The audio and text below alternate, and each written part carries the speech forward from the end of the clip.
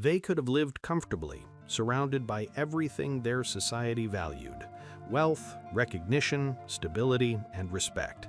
They had access to influence, to intellectual circles, and in some cases even to power.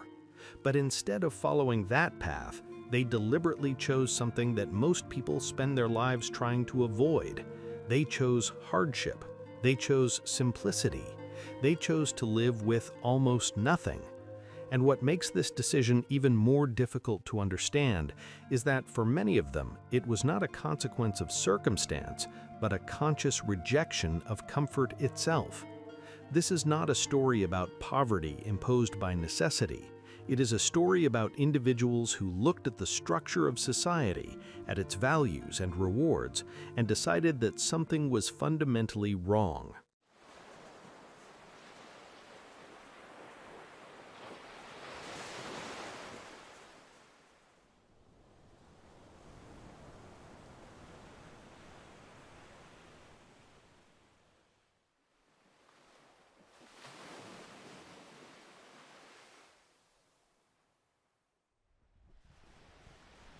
To understand why anyone would make such a decision, you first have to consider a question that seems simple but becomes increasingly complex the more you think about it.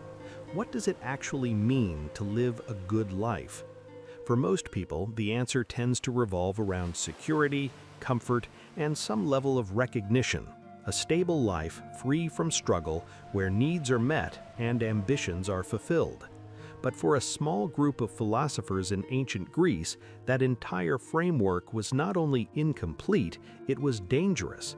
They believed that the more a person becomes attached to external things, the more vulnerable they become, because everything that can be gained can also be lost.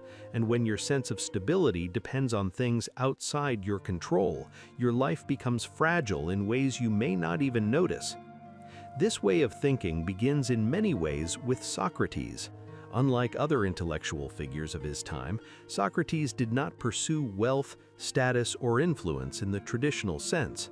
He lived in a deliberately simple manner, walking barefoot through the streets of Athens, wearing the same modest clothing, and consuming only what was necessary.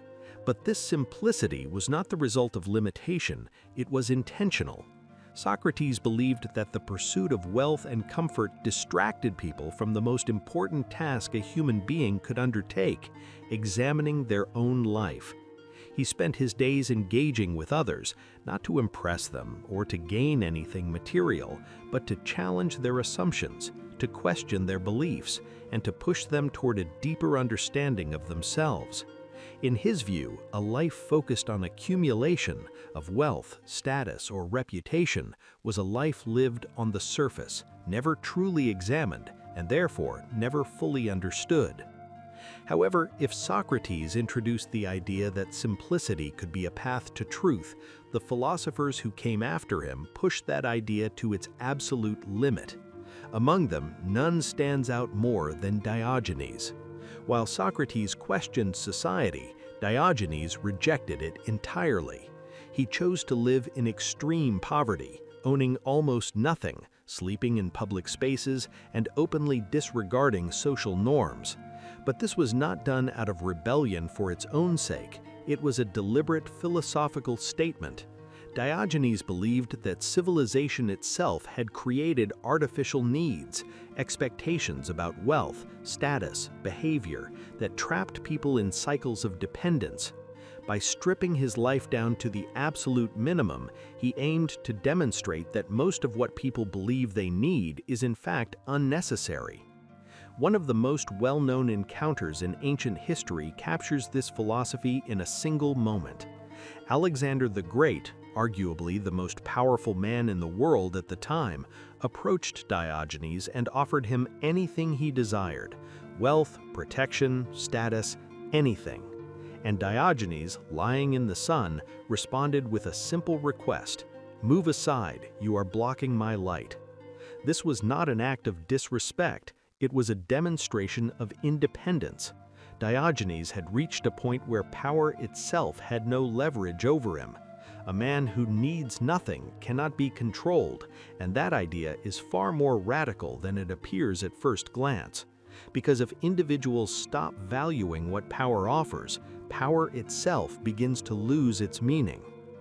The philosophical foundation for this way of life can be traced back to Antisthenes, a student of Socrates and one of the earliest figures associated with what would later be called cynicism. Antisthenes believed that virtue was the only true good, and that everything else, wealth, comfort, social approval, was either irrelevant or actively harmful. He practiced a life of discipline and austerity, intentionally reducing his needs and training himself to endure discomfort. For him, freedom was not about having more options or more resources. It was about eliminating dependency. The less you require from the world, the less power the world has over you. This idea may seem extreme, but it follows a consistent logic. If your happiness depends on external conditions, then those conditions control your emotional state. But if your well-being is internal, grounded in your own perspective and choices, then it becomes far more stable. This line of thinking would later be influenced by Epictetus, a philosopher whose life began under very different circumstances. Unlike the others, Epictetus did not choose poverty, he was born into it. As a slave, he had no control over his environment, his status, or even his own body. And yet, from this position, he developed a philosophy that would become central to Stoicism. Instead of rejecting the world entirely, Epictetus focused on a distinction that remains influential to this day: the difference between what we can control and what we cannot. We cannot control wealth, status, or how others perceive us, but we can control our thoughts, our responses, and our decisions. For Epictetus, true freedom was not found in changing external conditions, but in mastering one's internal state. And in that sense, even someone with nothing could be free, while someone with everything could remain trapped. Another figure who embodies this philosophy is Socrates of Thebes, a man who started from the opposite end of the spectrum. Unlike Epictetus, Socrates was born into wealth. He inherited a fortune and had every opportunity to live a life of comfort and security, but instead of maintaining that lifestyle, he chose to give it all away. He abandoned his wealth completely and adopted a life of voluntary poverty. This was not a symbolic gesture or a temporary phase, it was a permanent commitment to a different way of living. Socrates believed that wealth created attachment, and attachment created fear. Fear of loss, fear of instability, fear of change. By removing wealth from his life, he believed he was removing those fears as well. What remained was a form of independence that could not be taken away. When you look at all of these figures together, a consistent pattern begins to emerge. Different lives, different starting points, different methods, but the same underlying conclusion. The things that most people pursue, money, comfort, recognition, are not just unnecessary. In many cases, they are obstacles. They create dependency, limit freedom, and shape behavior in ways that go unnoticed. These philosophers were not simply rejecting wealth, they were rejecting the idea that external conditions should define the quality of a life. Instead, they focused on internal stability, self-sufficiency, and independence from circumstance. And that leads to a question that is difficult to ignore. Were they right?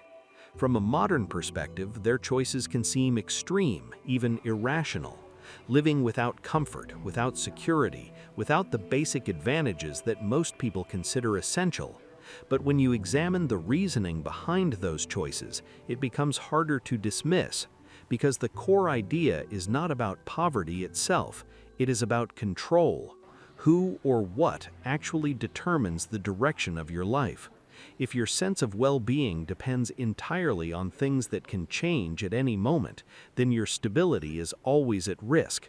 But if it depends on something internal, something that cannot be taken away, then it becomes far more resilient. So perhaps the real question is not why these philosophers chose to live with nothing. Perhaps the more uncomfortable question is why most people don't even consider it.